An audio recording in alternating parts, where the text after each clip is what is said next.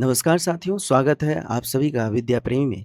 आज के इस सेशन में हम देखेंगे 22 अगस्त से जुड़ी हुई टॉप 16 एमसीक्यू, जो कि हर एग्जाम के दृष्टिकोण से बहुत ही महत्वपूर्ण है। इसमें 8 सवाल स्पीडी करंट अफेयर से रहेगा और 8 सवाल डेली करंट अफेयर से। टोटल हम लोग 16 करंट अफेयर्स को देखेंगे, जिसमें से सेशन के एंड में 2 क्वेश्चन आपसे पूछा जाएगा, जिसका आंसर आप लोगों को कमेंट सेक्शन में देना है। इससे यह पता चलेगा कि आपको कितना याद है और कितना अच्छे से आपने पढ़ा। इस चैनल का एकमात्र उद्देश्य है अधिक से अधिक करंट अफेयर्स रिवीजन करना और रिकॉल करना। इस सेशन की शुरुआत होती है क्विक रिवीजन से, यानी कि कल जो हमने पढ़ा उसका क्विक रिवीजन करेंगे, वो भी वन लाइन फॉर्मेट में, ताकि समय की बचत हो। चलिए शुरू करते हैं आज का सेशन। पहला है, तमिलनाडु ने तीसरी संतान वाली महिला सरकारी कर्मचारी के लिए मातृत्व अवकाश बढ़ाकर कितने दिन कर दिया? यह है 365 दिन। दूरदर्शन के महानिदेशक के रूप में किसे नियुक्त किया गया? क्या है? रीना सोनाईवाला कौली। भारतीय मूल का कौन सा व्यक्ति दुनिया का सबसे कम उम्र का चार्टर्ड अकाउंट यानी कि सीए बन गया है? यह है लक्ष्मण मैपन। आनम किस राज्य का प्रसिद्ध फेस्टिवल है जिसे हाल ही में 2026 में मनाया गया? यह है केरल द्वारा मनाया गया फेस्टिवल है। 2026 में 8वें ब्रिक्स युवा ऊर्जा शिखर सम्मेलन की मेजबानी किस देश ने की है? यह अपने भारत ने की है। हाल ही में किस राज्य ने स्नेक बाइट को अधिसूचित बीमारी बना दिया है? महाराष्ट्र राज्य ने इसे अधिसूचित बीमारी बना दिया है। भारत की पहली महिला स्वदेशी क्वांटम प्रोसेसिंग यूनिट निर्माण सुविधा किस राज्य में स्थापित की गई है? यह है कर्नाटक में। सृजन रक्षा पोर्टल का प्राथमिक उद्देश्य क्या है? रक्षा वस्तुओं के स्वदेशी और निर्माण को बढ़ावा देना। पहला सवाल है, अगस्त 2026 में तमिलनाडु में आयोजित 31वीं दक्षिण क्षेत्रीय परिषद की बैठक की अध्यक्षता किसने की है? यह अमित शाह ने, ऑप्शन नंबर बी। यह दक्षिणीय क्षेत्रीय परिषद की बैठक हुई, इसकी अध्यक्षता किए थे अमित शाह ने। कब किए थे? 20 अगस्त 2026 को। और कहाँ किए थे? तमिलनाडु के कोल्लम के महाबलीपुरम में। और दक्षिणी क्षेत्रीय परिषद यानी कि तमिलनाडु को 1956 के तहत राज्य पुनर्गठन अधिनियम के तहत वैधानिक निकाय मिला। इसमें सदस्य राज्य कौन कौन सा है? एक तो तेलंगाना हो गया, आंध्र प्रदेश हो गया, तमिलनाडु हो गया, कर्नाटक हो गया, केरल हो गया और पुदुचेरी हो गया, जो कि आप देख पा रहे होंगे। थोड़ा क्वेश्चन रिकॉल कर लेते हैं। अमित शाह ने इस क्षेत्रीय परिषद की बैठक की 31वीं थी, जिसमें सी जोसेफ तमिलनाडु के सीएम थे।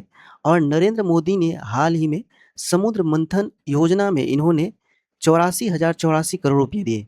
किस लिए भाई? इसमें दिए इन्होंने कि समुद्र के अंदर जो खनिज संसाधन हुए, प्राकृतिक संसाधन हुए, तेल, पेट्रोलियम, ये सब खोजने के लिए इन्होंने इतने पैसे इन्वेस्ट किए। एस जयशंकर मिनिस्टर, आपको तो पता ही होगा, विदेश मंत्री है। और राजनाथ सिंह हो गए, ये राजनाथ सिंह डिफेंस मिनिस्टर हो गए हैं। चलिए आगे बढ़ते हैं नेक्स्ट सवाल की ओर। ऑपरेशन तूफान एक नशा विरोधी अभियान है, किस राज्य द्वारा शुरू किया गया? यानी कि नशा विरोधी अभियान किस राज्य द्वारा ऑपरेशन तूफान शुरू किया गया है? इसका आंसर होगा केरल। ऑपरेशन तूफान जो है किस लिए बनाया गया? ऑपरेशन तूफान केरल पुलिस द्वारा नशा विरोधी अभियान के लिए बनाया गया है। इसका मेन ऑब्जेक्टिव है नशीली दवाओं की तस्करी दुरुपयोग को रोकना, यानी कि प्रतिषेध करना। लगभग यह 76 दिनों के लिए आया था। 76 दिनों में 10,213 मामले दर्ज हुए और 9,941 गिरफ्तार किए गए, यानी कि यह सक्सेसफुल रहा अभियान। और अभियान का लक्ष्य क्या है? केरल को नशा मुक्त राज्य बनाना। पुलिस कार्रवाई की जनभागीदारी पर भी इसमें जोर दिया गया। पुलिस कार्रवाई और जागरूकता अभियान, यानी कि लोग इस मोर्चे को भलीभांति देंगे, बढ़ावा देंगे। से नो टू ड्रग, नशा मुक्त केरल बनाना। यह तमिल केरल जो है पेपरलेस कोर्ट रूम बनाने वाला पहला राज्य बन गया।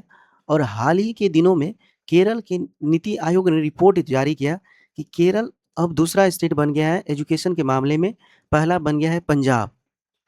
और आपको तमिलनाडु से मैंने कल रिवीजन कराया ही कि तमिलनाडु ने एग्रीकल्चर लोन को माफ़ कर दिया। इससे फ़ायदा किसको हुआ? कृषि को, जिसके ऊपर इतने सारे लोन था, उसको मुक्ति मिली इस लोन से। नेक्स्ट सवाल की ओर बढ़ते हैं। 65वें सुब्रतो कप अंतर्राष्ट्रीय फुटबॉल टूर्नामेंट 2026 का उद्घाटन नई दिल्ली में किस स्टेडियम में किया गया? यानी कि Subroto cup Australia football tournament 2026 को नई दिल्ली में हुआ। फुटबॉल का कैप कब हुआ? किस स्टेडियम में हुआ? डॉक्टर भीमराव अंबेडकर स्टेडियम में, ऑप्शन नंबर ए। इस श्रेणी में जो होता है जूनियर गर्ल्स 17 साल की लड़की, जूनियर बॉयज़ अंडर 17 और सब जूनियर बॉयज़ अंडर 15। आयोजन हुआ 65वां सुब्रतो कप यानी कि अंतर्राष्ट्रीय फुटबॉल कप 18 अगस्त 2026 से शुरू हुआ। स्थान क्या था? नई दिल्ली के भीमराव अंबेडकर स्टेडियम में। कुल टीम 108 थी और डॉक्टर भीमराव अंबेडकर डॉक्टर भीमराव अंबेडकर का जयंती कब मनाते हैं? 14 अप्रैल को हम लोग डॉक्टर भीमराव अंबेडकर का जयंती मनाते हैं। 7 अप्रैल को विश्व स्वास्थ्य दिवस भी मनाते हैं। आगे की सवाल की ओर देखते हैं। दूसरी ब्रिक्स 2026 पर्यटन कार्य समूह की बैठक कहाँ आयोजित की जाएगी? पर्यटन कार्य समूह कहाँ बैठक हो जाएगी? जयपुर में, ऑप्शन नंबर बी। यह है दूसरी पर्यटन कार्य समूह जो है तारीख 19 अगस्त 2026 को राजस्थान के जयपुर में होगी। भुवनेश कुमार जो कि पर्यटन सचिव है अध्यक्षता करेगी। भारत सरकार पर्यटन मंत्रालय द्वारा मेजबानी किया जाएगा। इसका विषय क्या है? लचीलापन, नवाचार, सहयोग और स्थिरता के लिए निर्माण देना। इसकी पहली बैठक 25 मई 2026 को वर्चुअल माध्यम यानी कि ऑनलाइन माध्यम द्वारा आयोजित किया जाएगा। प्रमुख प्राथमिकताएं क्या क्या है? सतत एवं जिम्मेदारी पर्यटन को बढ़ावा देना, एआई और पर्यटन को बढ़ावा देना, पर्यटन कौशल और क्षमता निर्माण करना, पर्यटन आदान प्रदान और आसान यात्रा बनाना। नेक्स्ट सवाल देखते हैं। हाल ही में रूसी व्लादिमीर पुतिन द्वारा दौरा किया गया इटूरून द्वीप किस विवादित द्वीप समूह का हिस्सा है? इसका आंसर है कुरिल आइलैंड। ये देख सकते हैं कुरिल आइलैंड। यह है 4 विवादित क्षेत्र है। कुरिल विवादित इटूरू द्वीप जो कि प्रशांत महासागर और ओखेटेश्वर सागर के बीच में स्थित है। इस ये 4 विवादित क्षेत्रों में से एक है, जैसे इटूरू, कुनाशिरा, शिकातोना और हबोमई। 13 अगस्त 2026 को रूसी राष्ट्रपति व्लादिमीर पुतिन ने इटूरू द्वीप का दौरा किया। इटोरोफो कहा जाता है इसे, इटोरोफो यानी जापान के इटोरोफो में इसे इटोरोफो कहा जाता है। दक्षिण कुरिल द्वीप को 4 विभाजित क्षेत्रों में बांटा गया, जो कि आप देख सकते हैं। इटोरोपो सबसे बड़ा द्वीप है और रूस के सखालिन ओब्लास्ट द्वारा प्रकाशित किया गया है। जापान ने पुतिन की यात्रा की और औपचारिक विद्रोह किया। शांति संधि भी बाधित हुई इससे। नेक्स्ट सवाल की ओर देखते हैं। भारत 5वें कोस्ट गार्ड ग्लोब समिति 2027 की मेजबानी किस शहर में की? यह है नई दिल्ली में, ऑप्शन नंबर सी। यह मेजबानी करेगा भारत के नई दिल्ली में। फरवरी 2027 में इस तटरक्षक बल का आयोजन किया जाएगा। कब किया जाएगा? फरवरी 2027 में। भारतीय तटरक्षक बल का आयोजन कौन करेगा? आईसीजी। इस सम्मेलन में स्वर्ण जयंती के अवसर से जुड़ा हुआ है। इसका मुख्य फोकस है इंफॉर्मेशन शेयर करना और विशेषताओं का शेयर करना। यह महासागर विजन के अनुरूप है। इसका ऑब्जेक्टिव है सहयोगी, समावेशी और सुरक्षित समुद्री विशेष भविष्य को बढ़ावा देना। अब अगले सवाल की ओर बढ़ते हैं। मुस्क बुद्धिजीवी एक जीआई टैग वाली सुगंधित चावल की किस्म है। किस क्षेत्र मूल निवासी इससे संबंधित है? यानी कि जीआई टैग मिला है मुस्क बुद्धजी जी को। मुस्क बुद्धजी है कहाँ से संबंधित है? यह है कश्मीर से, ऑप्शन नंबर ए। यह है मुस्क बुद्धजी जी। मुस्क बुद्धजी ये कश्मीर का चावल होता है जो कि सुगंध की पहचान और स्वाद की पहचान होती है। यह जम्मू कश्मीर की पारंपरिक सुगंधित चावल की किस्म होती है जिसे 2023 में जीआई टैग मिला है। अनंगतांग नामक सांगम गांव में इसका खेती होता है। 5 से 7 हजार खेती की ऊंचाई है। खासियत क्या है? ये कस्तूरी जैसे स्मेल करता है। दाना जो होता है छोटे मोटे गोल और मोती जैसे होते हैं, जैसा कि आप देख पा रहे हैं। यह त्यौहार विशेष अवसरों के पारंपरिक महोत्सव पे आयोजित किया जाता है। इसका अभी स्ट्रगल चल रहा है कि कीमत इसका बढ़ ही नहीं रहा है, कीमत बहुत सस्ता है। यही सब है मुस्क बुद्धजी यानी कि 2023 में इसको जीआई टैग मिला। नेक्स्ट सवाल बढ़ते हैं। सवाल देखते हैं। महिलाओं के बीच एआई साक्षरता और डिजिटल सशक्तिकरण को बढ़ावा देने के लिए किस संगठन ने यशोदा एआई पहल शुरू की है? यह होगा राष्ट्रीय महिला आयोग। इसके अध्यक्ष कौन है? विजय किशोर राहटकर। विजय किशोर राहटकर, जो कि आप देख पा रहे होंगे इसको। आगे बढ़ते हैं। यशोदा एआई यानी कि वुमेन एम्पावरमेंट को बढ़ावा देने के लिए स्मार्ट नारी विजन चलाया गया। कहाँ पे? पंजाब के जालंधर में। यह एनसीडब्ल्यू द्वारा पहल किया गया और इसका मुख्य उद्देश्य है महिलाओं को एआई और डिजिटल तकनीक के बारे में जागरूक और सक्षम बनाना। इसके बेनिफिशियल किसको किसको फायदा मिला? छात्र, महिला एवं स्वयं सहायता समूह को। अब नेक्स्ट सवाल बढ़ने से पहले हम लोग स्पीडी के सेक्शन को देख लेते हैं।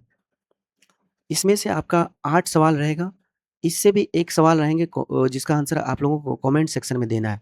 पहला सवाल है 1 जुलाई 2026 से कि भारतीय स्टेट बैंक का कौन-सा स्थापना दिवस मनाया गया है? इसका आंसर होगा 71वां। इसका डिस्कशन देख लेते हैं।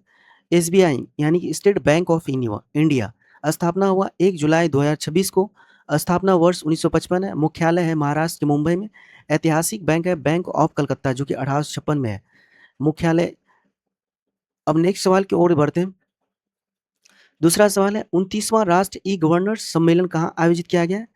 ई गवर्नर्स सम्मेलन आयोजित हुआ है राजस्थान के जयपुर में। राष्ट्र ई गवर्नर्स सम्मेलन 2026 में राजस्थान के जयपुर में हुआ है। कब हुआ? 1 से 2 जुलाई को। थीम क्या है? विकसित भारत 2047। किस लिए? एआई सक्षम डेटा संचालित और सुरक्षित डिजिटल गवर्नेंस को बढ़ावा देने।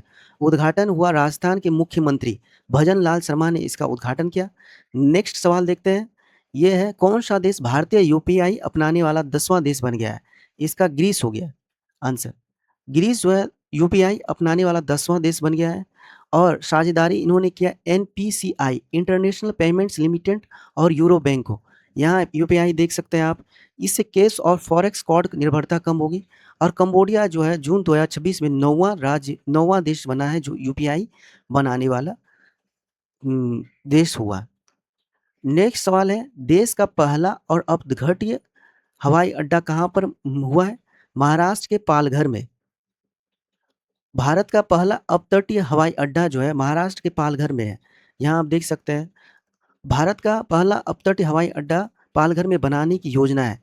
इसका ऑब्जेक्टिव है कि यातायात दबाव को कम करना और कनेक्टिविटी को बढ़ाना। इस परियोजना का महत्व है तटीय क्षेत्र के विकास के लिए महत्वपूर्ण मानी जाती है। नेक्स्ट सवाल बढ़ते हैं कि यूरोपीय संघ परिषद का अध्यक्ष किसे नियुक्त किया गया? आयरलैंड। आयरलैंड का कैपिटल क्या है? आयरलैंड का कैपिटल है डिबली या डिगली ऐसे करके कुछ है। डबलिन है। आयरलैंड का कैपिटल डबलिन है और यह 1 जुलाई 31 दिसंबर 2026 को आयोजित किया गया। क्या है? यूरोपीय संघ परिषद की अध्यक्षता 2026 में किसे सौंपी गई? आयरलैंड को। और इसकी कैपिटल है डबलिन और मुद्रा है यूरो। देश है आयरलैंड। नेक्स्ट सवाल है 2 जुलाई 2026 को किदाम्बी श्रीकांत ने यूएस ओपन 2026 में कौन सा पदक जीता है भाई? सिल्वर मेडल जीता है। किसने? कादम्बिनी श्रीकांत ने। किदाम्बी श्रीकांत, इससे ऐसे भी सवाल पूछा जा सकता है कि किदाम्बी श्रीकांत किस गेम से है? यह बैडमिंटन से है भाई। इन्होंने कंपटीशन पुरुष एकल विजेता इन्होंने रजत पदक जीता यानी कि सिल्वर मेडल जीता। 2 जुलाई 2026 को फाइनल बैटल हुआ। श्रीकांत उपविजेता रहे। सवाल था आज का 2026 को किदाम्बी श्रीकांत ने रजत पदक जीता यूएस ओपन बैडमिंटन 2026 में। नेक्स्ट सवाल है स्पीडी का। गंभीर रूप से सूखने के कारण चर्चा में रहा मालप्रभा नदी मुख्य रूप से किस राज्य में बहती है? ये हुआ कर्नाटक में।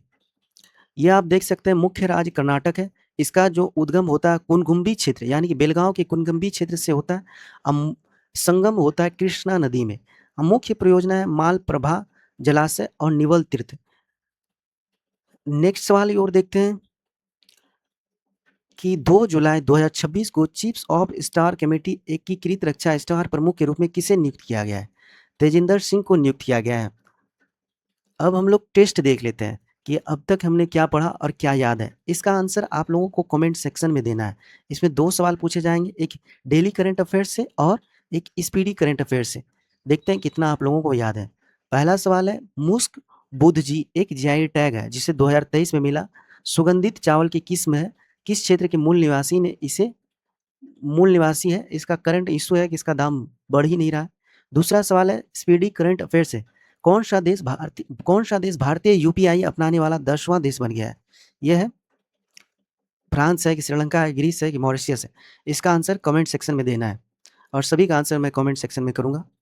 चलिए यदि आप लोगों को हमारा सेशन पसंद आया है तो लाइक करें, शेयर करें, सब्सक्राइब करें और बेल आइकन दबाएं।